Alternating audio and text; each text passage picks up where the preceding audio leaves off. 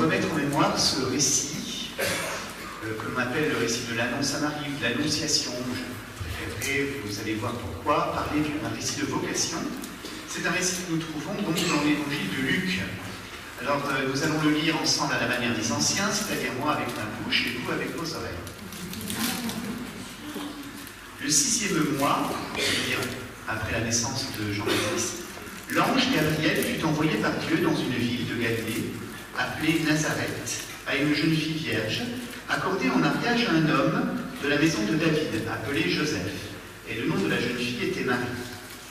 L'ange entra chez elle et dit « Je te salue, comblée de grâce. Le Seigneur est avec toi. » À ces paroles, elle fut toute bouleversée et elle se demandait ce que pouvait signifier cette salutation. L'ange lui dit alors « Sois sans crainte, Marie, car tu as trouvé grâce auprès de Dieu. Voici que tu vas concevoir et enfanter un fils. Tu lui donneras le nom de Jésus. Il sera grand, il sera appelé Fils du Très-Haut. Le Seigneur Dieu lui donnera le trône de David, son père. Il régnera pour toujours sur la maison de Jacob, et son règne n'aura pas de fin. » Marie dit à l'ange, « Comment cela va-t-il se faire, puisque je ne connais pas d'homme ?» L'ange lui répondit, « L'Esprit Saint viendra sur toi, et la puissance du Très-Haut te prendra sous son ombre. C'est pourquoi celui qui va naître sera saint, il sera appelé Fils de Dieu. Or, voici que dans sa vieillesse, Élisabeth, ta parente, a conçu elle aussi un fils, et en est à son 6e mois, alors qu'on l'appelait la femme stérile. Car rien n'est impossible à Dieu. Marie dit alors, voici la servante du Seigneur, que tout m'advienne selon ta parole. Alors l'ange la quitta. Nous sommes le 6e mois après l'annonce à Zacharie. Je précise que j'utilise la traduction liturgique, qui est assez familière à la plupart d'entre nous. Alors dans l'évangile de Luc, cette annonce à Marie, qui prélude à la naissance de Jésus, il faut la lire en parallèle avec une autre annonce qui la précède immédiatement, une annonce à un prêtre, Zacharie, qui quant à elle est relative à la naissance de Jean le Baptiste. Et dans les deux cas, nous trouvons un ange de Dieu, Gabriel, qui vient d'annoncer la naissance inattendue d'un enfant providentiel. Luc utilise un procédé littéraire bien identifiable, cette comparaison systématique entre deux personnages bien connus des historiens du monde antique gréco-romain et qui est destiné la plupart du temps à mettre en valeur l'un des deux, dont on montre la supériorité un peu systématique sur celui à qui il est comparé. Alors, en comparant ce texte de l'annonce à Zacharie et celui de l'annonce à Marie, j'ai trouvé 14 points de différence, de comparaison, même de divergence, que je voudrais vous énumérer. Alors, s'il y a des gens de confession juive parmi vous, ça peut les intéresser, 14 étant le chiffre symbolique du roi David. Donc, après le jeu des 7 erreurs, le jeu des 14 différences. 1. Dans le premier récit, annonce à Zacharie, le destinataire est un homme, un prêtre. Dans le deuxième récit, une jeune fille. 2. Jean-Baptiste, fils de Zacharie, appartient à une famille de prêtres, une famille sacerdotale, et pourtant, on ne verra jamais Jean-Baptiste au temple. Jésus, quant à lui, n'appartient pas à une famille de prêtres, puisqu'il est par Joseph descendant de David, et pourtant, dans l'évangile de Luc en particulier, c'est lui que l'on retrouve au temple à plusieurs reprises. 3. L'annonce à Zacharie a lieu dans le temple, c'est-à-dire chez Dieu, à proximité d'une grande foule. L'annonce à Marie, quant à elle, n'a pas d'autre cadre que l'intimité de la vie privée dans un village inconnu dont on n'avait jamais parlé jusqu'alors dans la Bible. 4. Dans notre premier récit, c'est Zacharie qui entre chez Dieu. Il entre dans son sanctuaire. Dans le deuxième récit, c'est l'ange qui entre chez Marie. C'est donc Dieu qui, par son ange, doit faire le déplacement. 5. Dans le premier récit, l'enfant doit naître d'une femme stérile et âgée, qui ne peut plus enfanter, tandis que dans le deuxième, il naît d'une vierge qui n'a pas encore enfanté. 6. Zacharie bénéficie d'une apparition, mais pas d'une salutation. Donc notre attention va être attirée, je vais le faire pour vous tout à l'heure, sur la salutation et sur son contenu. Cette salutation, au contraire, est développée pour Marie. Réjouis-toi, comblé de grâce. C'est un verbe grec en un seul mot, je vous le dirai tout à l'heure. Le Seigneur est avec toi. 7e point, Zacharie est troublé et la peur tombe sur lui. Marie, elle, est profondément troublée, mais elle n'a pas peur. Au contraire, elle se pose des questions. Un verbe grec qui veut même dire calculer en soi-même. Des questions sur le sens de cette salutation. La peur fait donc place ici à une interrogation intérieure. 8. L'ange rassure Zacharie en lui annonçant que sa prière a été exaucée. Zacharie a donc demandé quelque chose. Marie, elle est rassurée, mais on ne nous dit pas qu'elle ait demandé quoi que ce soit. Elle est rassurée avec des mots différents. Tu as trouvé grâce auprès de Dieu. Une nuance se donne donc à saisir. 9. Même chose, même nuance en ce qui concerne le nom de l'enfant à naître. Jean, Yohanan, le Seigneur fait grâce, et Jésus, le Seigneur sauve. 10. J'espère que vous écoutez le coup. 10. Jean sera grand devant le Seigneur, nous annonce l'ange, alors qu'il nous annonce que Jésus sera grand absolument, en lui-même, et sera appelé Fils du Très-Haut, un titre usuel dans l'Ancien Testament, mais qui ne se trouve dans le Nouveau Testament que chez Luc. Le titre du Très-Haut. 11. Jean marchera devant pour préparer les cœurs, avec l'esprit et la puissance du prophète Élie, dont le prophète Malachie nous dit que Dieu l'enverra pour préparer la route à la fin des temps, alors que Jésus, lui, régnera pour toujours. 12. Ce qui arrive à Zacharie et Élisabeth, une naissance de parents âgés, s'est déjà produit. On l'a vu tout à l'heure, le frère Emmanuel Pisani nous l'a dit, c'est la question d'Abraham et de Sarah. Alors que ce qui arrive à Marie et à Joseph, ne l'oublions pas, est beaucoup plus inattendu. 13. Comment le saurai-je demande Zacharie. Comment va-t-il se faire demande Marie. Notons le décentrement de la question. Et enfin 14. Zacharie devient muet, comme moi tout à l'heure, parce qu'il n'a pas cru, mais Marie, quelques versets plus loin, est proclamée heureuse par sa cousine Élisabeth pour avoir cru en la parole du Seigneur, et non pas pour être la mère du Sauveur, pour avoir cru en la parole du Seigneur. Elle se lance d'ailleurs dans une longue prière, celle du Magnificat, que nous avons entendu tout à l'heure. Du début à la fin, comme nous le voyons, Luc, de façon très habile, et j'oserais dire génial, souligne ainsi le caractère inouï de la naissance de Jésus. Un autre rapprochement s'impose, ou plutôt une filiation qu'entretient ce texte de l'annonce à Marie, avec un modèle de l'Ancien Testament, celui du récit de vocation, ou plus exactement du dialogue de vocation, tel qu'on peut le trouver par exemple dans l'Exode, dans un passage très connu, au moment de la vocation de Moïse, au chapitre 3. C'est très long, et Moïse ne cesse de dialoguer avec Dieu. Il trouve même des objections à la mission qui lui est donnée.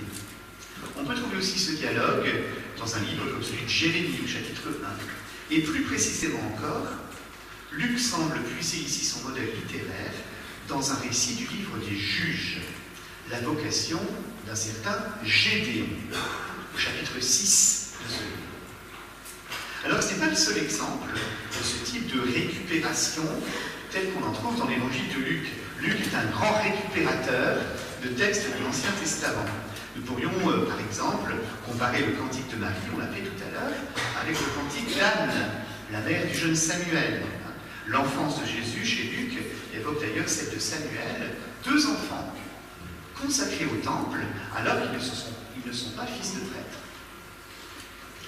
Là où Matthieu cite les Écritures, quand on lit l'évangile de Matthieu, on entend souvent le même refrain. Tout ceci est arrivé pour que s'accomplisse la parole du prophète. Lui, Luc, cite beaucoup moins souvent, mais il se sert des Écritures pour épuiser des modèles, des moules littéraires, non pas sans conséquences théologiques. En d'autres termes, pour parler de façon un peu savante, comme Gérard Genette, là où Matthieu présente de l'intertexte, un texte qui se réfère à d'autres, Luc, lui, présente de l'hypertexte, un texte écrit à la manière d'un autre. Alors, je n'ai pas le temps de vous citer ce passage du livre des Juges, mais je vous demande de vous croire sur parole en vous donnant les Conclusion que je peux en tirer. Pour Marie, comme pour Gédéon, le schéma du récit est le même. Le destinataire du message est surpris dans sa vie ordinaire, chez lui, par un ange, c'est-à-dire un messager, un ange du Seigneur. L'ange salue ce personnage en disant, pour Gédéon comme pour Marie, « Le Seigneur est avec toi. » Gédéon, « Le Seigneur est avec toi, vaillant guerrier. » Marie, « Le Seigneur est avec toi, rempli de grâce. » L'ange confie ensuite, alors le destinataire de cette salutation est profondément surpris, et Gédéon forme lui-même une objection à la parole de l'ange. L'ange confie alors une mission au personnage, objection du personnage, qui demande comment cette mission pourra se réaliser, et le messager annonce alors un signe qui authentifiera cette mission. Ici, le signe est demandé par Gédéon lui-même, et pour Marie, le signe n'est pas autre chose que la grossesse inespérée et déjà bien avancée de sa parente Élisabeth. Dans un cas comme dans l'autre, ce qui frappe, c'est le dialogue. Le messager de Dieu n'est jamais le seul à parler, et la réponse du destinataire ne se résume jamais à un simple oui. On pourrait donc dire que Marie, comme Gédéon, est un véritable interlocuteur de Dieu. Et ce caractère dialogal, nous le retrouvons dans les deux autres récits que j'ai déjà évoqués. Ainsi, au chapitre 3 et 4 de l'Exode, Moïse répond à l'appel de Dieu par 5 objections successives. Qui suis-je pour que tu m'appelles? Et Dieu lui répond. Deuxième objection, quel est ton nom? Comment faire confiance à quelqu'un dont on ne connaît pas le nom? Troisième objection, de toute manière, ils ne me croiront pas. Quatrième, je ne suis pas doué. Et cinquième, envoie quelqu'un d'autre, envoie qui tu voudras. Et Dieu, qui est très malin, si vous me permettez cette expression, envoie quelqu'un non pas à la place, mais en plus. Moïse et son frère Aaron. Même chose pour le prophète Jérémie, qui objecte à l'appel de Dieu sa jeunesse et son inexpérience. Donc une objection qui n'est pas forcément un signe de défiance, mais d'humilité. La plupart du temps, l'homme biblique ne croit pas Dieu sur parole. Il demande à être convaincu. Ce rapprochement attire notre attention sur le statut du texte de l'annonce à Marie. Il ne s'agit pas d'une simple annonce, mais d'un récit de vocation sous forme d'un dialogue. Marie n'est pas seulement celle qui écoute passivement pour se soumettre à une parole, elle est aussi celle qui est appelée à une mission. Elle est envoyée en mission, elle répond à cette parole d'envoi en mission, elle partage cette parole et elle la porte. Alors pour appuyer cette thèse, je n'ai malheureusement pas le temps de me livrer devant vous à un commentaire suivi de ce texte, comme j'en avais d'abord nourri le projet un peu téméraire et un peu fou. Mais je me contenterai de souligner 2 points qui me semblent essentiels pour leur densité théologique, au début du dialogue, au tout début, et à sa fin. Les premiers mots et les derniers. Les premiers mots de l'ange et les derniers mots de Marie. Voici les premiers mots de l'ange. L'ange entra chez elle et dit « Je te salue, comblée de grâce ». Le texte liturgique a mis une majuscule à combler et dit « tirer », parce qu'il s'agit d'un seul mot en grec. « Je te salue, comblée de grâce, le Seigneur est avec toi ». Et à cette parole, Marie fut toute bouleversée et se demandait ce que pouvait signifier cette salutation. La tradition chrétienne que nous avons en tête pour la plupart d'entre nous, quand elle évoque cette salutation, nous fait répéter les paroles suivantes. Je vous salue, Marie, pleine de grâce. Or, ce ne sont pas les paroles que nous lisons dans l'évangile de Luc. Nous lisons, je te salue, comblée de grâce, le Seigneur est avec toi. L'ange n'appelle pas Marie, Marie. Pourquoi donc Marie est-elle bouleversée? Pour 2 raisons. D'abord parce que personne, même un ange, ne peut entrer chez une jeune fille sans la permission de ses parents. Et c'est la raison pour laquelle une tradition apocryphe chrétienne, mais on trouve cela aussi, me semble-t-il, dans la tradition musulmane, tente de résoudre ce problème en imaginant un récit en 2 temps. D'abord, l'ange, ou même simplement une simple voix, vient d'abord saluer Marie à l'extérieur, dehors, près d'un puits. Nous savons bien que le puits, c'est le seul lieu extérieur à la maison où une femme peut aller seule dans le monde judéo-palestinien du 1er siècle. Et l'Orient chrétien a conservé cette tradition, comme l'atteste par exemple l'église du Puy de Marie à Nazareth, un lieu de pèlerinage de nos amis orthodoxes. Nous connaissons bien d'ailleurs dans la Bible ce motif de la rencontre autour du puits, qui a toujours une connotation nuptiale. Rebecca est le serviteur d'Abraham, venu chercher une épouse pour le Rachel et Jacob, Sipora et Moïse, la Samaritaine et Jésus, car il est question de mariage aussi dans ce texte. Alors seulement, une fois que Marie et le messager ont fait connaissance, vient un deuxième épisode dans la maison. Mais il y a aussi un autre motif d'étonnement pour Marie, c'est le contenu de cette salutation. En effet, l'ange ne salue pas Marie en l'appelant par son nom, mais il lui donne un autre nom, en grec, Kekaritomene. Je n'ai jamais rencontré personne, aucune dame ou demoiselle, s'appelant Kekaritomène. Seule Marie a été appelée ainsi par l'ange. Le lectionnaire liturgique a traduit ce participe grec par complet de grâce, avec une majuscule et des tirets, comme pour souligner qu'il ne s'agit pas d'un simple qualificatif, mais que l'ange donne à Marie un nom nouveau. Ce motif de la nomination de Belle est un motif biblique bien connu. Changer de nom, nous le savons, c'est recevoir une mission de la part de Dieu, une mission qui transforme l'identité de celui ou celle que Dieu envoie.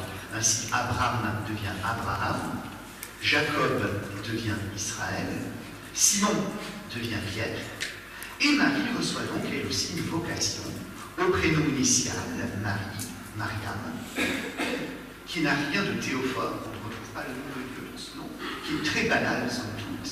Il y a énormément de Marie dans le Nouveau Testament, en compte 8 autres Marie. C'est encore pire pour Jésus, car dans la Bible, il y a 14 Jésus qui ne sont pas Jésus. Donc un prénom très banal. À ce prénom, l'ange en substitue un autre, bien plus riche de sens, Kekaritomene. Donc les chrétiens pourraient nommer Marie de cette manière, ce qui permettrait de la distinguer des 8 autres Marie.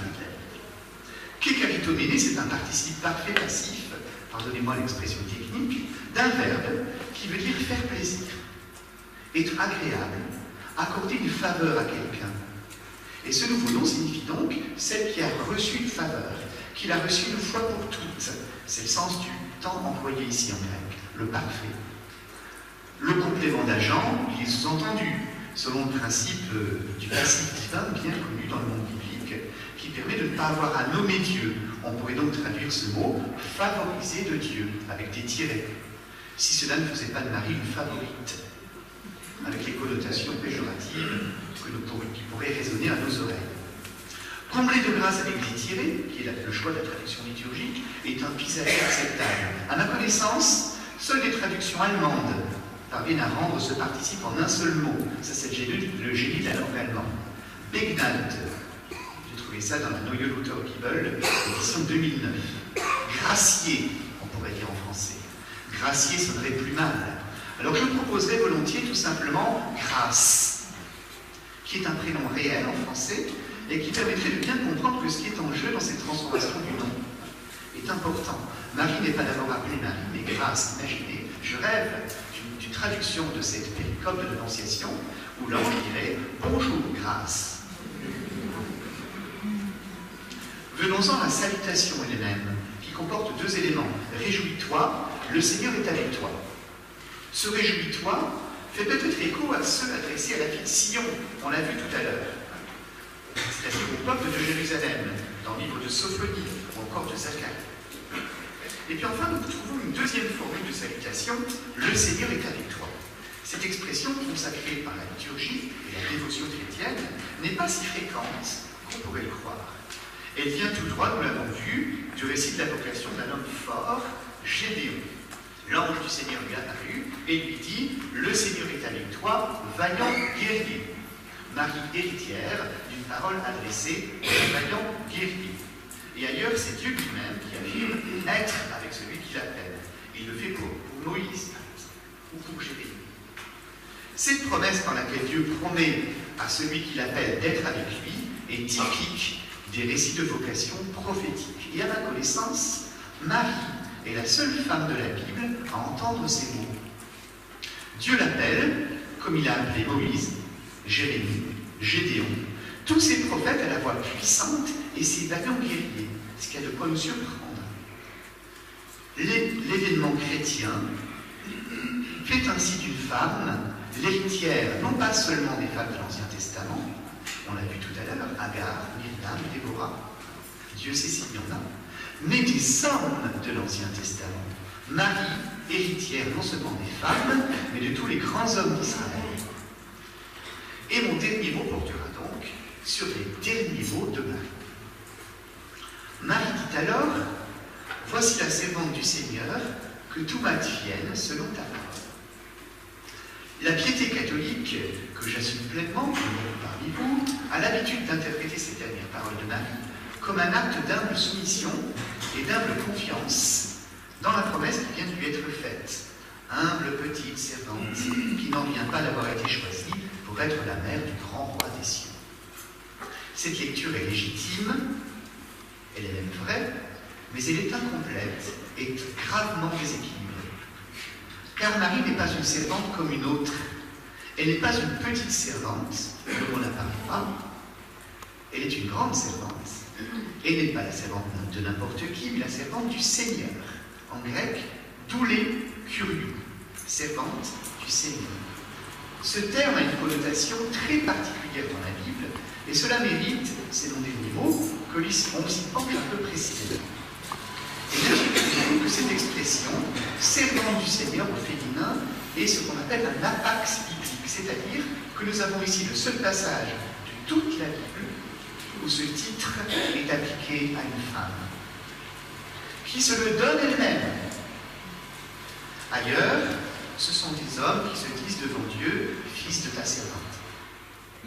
Dieu, lui, ne nomme jamais aucune femme ma servante. Et les hommes qu'il nomme mon serviteur ne sont jamais des hommes ordinaires. Il s'agit la plupart du temps de Moïse, Abraham, David ou d'Israël personnifié. Par exemple, dans les célèbres chants du serviteur, qu'on trouve dans le prophète Isaïe. Quant à l'expression très précise « serviteur du Seigneur », doulos tout curieux, au masculin singulier, on la trouve dans la Bible grecque des Septante, sauf 3 exceptions, appliquée qu'à une seule personne, Moïse. Moïse, qui est nommé ainsi à 18 reprises. Les 3 exceptions sont Josué, et qui est précisément le successeur de Moïse, 2 fois. David, à 2 reprises dans un verset introductif de le psaume, et une fois le serviteur mystérieux, évoqué dans Isaïe. Moïse est aussi le seul à être nommé doulos toutéou, serviteur de Dieu, expression reprise dans l'Apocalypse. On chante le cantique de Moïse, serviteur de Dieu. Donc, serviteur de Dieu et serviteur du Seigneur figurent dans l'Ancien Testament comme le titre mosaïque par excellence. Alors, une question me brûle les lèvres. L'évangile de Luc présenterait-il Marie comme un nouveau Moïse? Voir uniquement dans la parole de Marie un acte de soumission et d'humilité est tout à fait légitime, mais relève d'une interprétation indigente, si l'on oublie d'où elle tient ce privilège d'être la servante du Seigneur. Et il me semble que sous la plume de Luc, cette expression prend le statut d'un titre, un titre attribué à Marie par l'évangéliste. Et ce titre la rend comparable à un homme, Moïse, le plus grand des prophètes de l'Ancien Testament, comme lui et mieux que lui. Elle est la dépositaire de la parole par laquelle Dieu se révèle à son peuple. Parole gravée sur la pierre, pour Moïse, parole faite chair, pour Marie. Et en ce sens, on peut dire que la Marie du Nouveau Testament est véritablement la vraie sœur de Moïse, comme Myriam, la première de toutes les Maries, sa lointaine ancêtre, qui n'est pas ignorée dans la tradition musulmane, et à qui l'Exode n'hésite pas à donner le titre de prophétesse. Marie n'est donc pas une petite servante, elle est une grande servante, elle est la servante du Seigneur et elle seule. La parole finale de Marie, voici la servante du Seigneur, ne renvoie donc pas dans le contexte biblique simplement à l'humilité d'un fiat, comme si Marie n'avait rien à dire, mais au contraire à une mission prophétique supérieure, exclusive, comparable à celle de Moïse. Or, qui aurait spontanément l'idée d'appeler Moïse petit serviteur? Et dans ce cas, pourquoi verrions-nous de l'humilité dans le féminin quand nous ne la voyons pas d'emblée dans le masculin? L'annonce l'Annonciation, récit d'une vocation prophétique. Marie, porte-parole de Dieu comme Moïse. Étonnant, elle parle pourtant si peu dans le Nouveau Testament.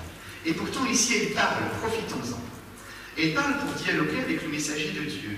Un dialogue qui débouche, comme nous l'avons vu, sur une titulature peu banale que nous risquons trop souvent d'étouffer sous notre lecture, peut-être un peu trop patriarcale. Luc présente Marie comme une interlocutrice de Dieu, à la manière de Moïse, de Gédéon, de Jérémie et d'autres personnages masculins qui reçoivent une mission de libération. Marie libératrice, c'est mon hypothèse. Et il faudrait, pour s'en convaincre mieux encore, analyser quelques versets plus loin le Cantique de Marie, le Magnificat, pétri d'un vocabulaire étonnamment guerrier sur les lèvres d'une jeune fille palestinienne du 1er siècle. Déployant la force de son bras, il disperse les superbes, il renverse les puissants de leur trône, il lève les humbles. C'est qui était gilet jaune?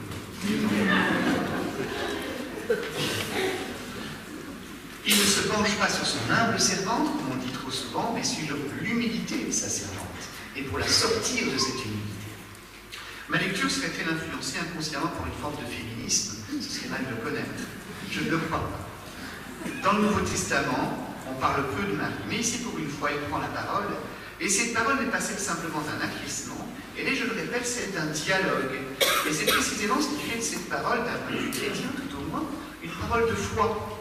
Ce que Luc rapporte donc ici n'est pas une simple annonce, mais l'expérience d'une mission reçue, réfléchie, expliquée, consentie, qui résume assez bien, me semble-t-il, l'audace inouïe et subversive du message biblique tout entier. Je vous remercie.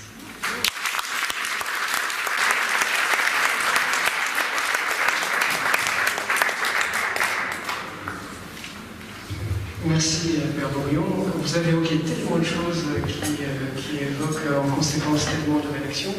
Il y en a au moins deux ici sur cette table, Cheikh Mojtada et moi-même. Et je laisse Cheikh Mojtada commencer. Bon, alors, une petite question et après je laisse la parole à Cheikh Mojtada. Mais je me contenterai d'une seule question pour laisser la parole à tout le monde. Vous avez parlé de la question de l'objection, c'est très intéressant parce que dans le Coran, il y a aussi question de questionnement où Marie pose la question à l'archange Gabriel et on pourrait le comprendre comme une objection. Comment pourrais-je avoir un enfant tant aucun autre charnel ne m'a touché?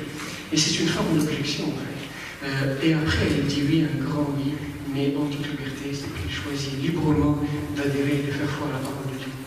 Mais ma question concerne en fait la visitation. Pourriez-vous nous dire un petit mot sur la visitation à Elisabeth? Il y avait deux fœtus en même temps. S'est-il passé quelque chose? C'est difficile de dire un seul mot sur la visitation. Alors deux. Dans la tradition kilanienne, la visitation n'est pas seulement la rencontre de deux femmes, mais la rencontre de deux enfants. Puisque le premier à réagir n'est pas la femme, Elisabeth, mais l'enfant, le fœtus, Jean-Baptiste. L'enfant tressaillit en elle. Donc le premier à prendre la parole, c'est celui qu'on ne voit pas. Il y a un modèle vétérotestamentaire de ce récit de la visitation que l'on trouve dans le livre de Samuel, car Élisabeth dit à Marie les mêmes mots que David dit devant Dieu quand l'arche que l'on ramène du pays des Philistins entre à Jérusalem. Comment ai-je ce bonheur que l'arche d'alliance vienne chez moi? C'est ce qui a fait de Marie, ce qui a permis de donner à Marie l'un parmi les titres qu'on lui attribue, celui de l'arche d'alliance. De même que l'arche est le lieu où l'on reconnaît la présence de Dieu, Marie, à son tour, et le Dieu, mais pas simplement le lieu, c'est un Dieu qui parle, une interlocutrice, où la présence de Dieu se manifeste à son tour. Merci beaucoup. Vous avez parlé de combler de grâce. C'est magnifique parce que l'un des titres attribués à Marie en islam, c'est al-Mahrouma. Ça veut dire combler de miséricorde par essence. Autrement dit, qu'il est les réceptacles de la grâce. Et donc les deux sont couplés dans ce titre al-Mahrouma. Merci beaucoup.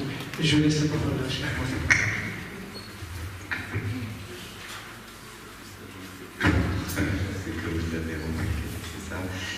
Je voulais remercier énormément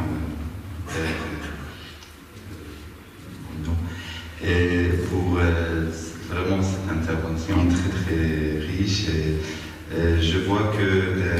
a cette idée de la grâce, ce prénom, nouveau prénom qu'on peut dire, qu'on le trouve dans même les versets de Sourate chapitre 3, Sourate Al-Imran, et dans les versets qui donnent cette explication pour donner ce sens de la grâce. Surtout quand vous parlez aussi de l'héritier. L'héritier aussi, quand on parle de la généalogie filiale de Marie, ici on parle pareil de Al-Imran, Sourate Al-Imran. Vous savez, on appelle la Sourate chapitre Al-Imran pour la raison de Orta, c'est-à-dire Bnata Imran. Et aussi on parle de Orta Haroun. Orta Haroun, c'est la sœur de Haroun. Pourquoi Aaron, c'est pour dire que elle est dans certaines citations musulmanes, que ce soit dans les deux écoles chiites et sunnites. Aaron ici, il était, c'est-à-dire elle était une des filles, la mère de Marie était une des filles de Aaron, et qui parle de cette question de la généalogie importante, ce qui rejoint aussi à la question que j'étais en train d'expliquer tout à l'heure, la question de l'infaillibilité. Ça rejoint à ce que vous venez de dire, la question de la grande servante. Une servante de tout, ça veut dire, et même le verset du Coran dit Laysa dhakar kal untha. Ça veut dire l'homme n'est pas la femme et n'est pas comme l'homme. Dans la tradition, c'était pour les gens, ils pensaient, et même la mère de Marie a pensé que c'est pas pareil. Mais en fin de compte, on a vu que Marie était plus qu'un c'est-à-dire elle est devenue plus qu'un homme, et elle était vraiment la grande servante, comme vous venez de dire, car ici le verset dans le verset 36 dit puisque puis lorsque elles ont eu accouché, et il dit Seigneur, voilà que j'ai accouché d'une fille, or Allah savait mieux que ce dont elle avait accouché. Le garçon n'est pas comme la fille.